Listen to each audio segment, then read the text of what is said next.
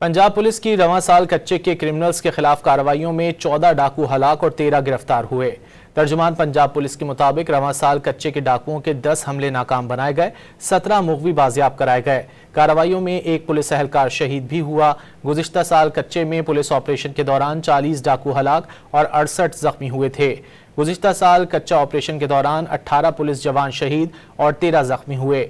IG Punjab Usman Anwar ने वाज़ेह किया है कि पंजाब पुलिस कच्चे को डाकुओं और शरपसंद अनासिर से पाक करके दम लेगी। पंजाब पुलिस की रवां साल कच्चे के क्रिमिनल्स के खिलाफ कार्रवाइयों में 14 डाकू हलाक और 13 गिरफ्तार हुए। तर्जुमान पंजाब पुलिस के मुताबिक रवां साल कच्चे के डाकुओं के 10 हमले नाकाम बनाए गए, 17 मुगवी बाजियाब कराए गए। कार्रवाइयों में एक पुलिस एहलकार शहीद भी हुआ।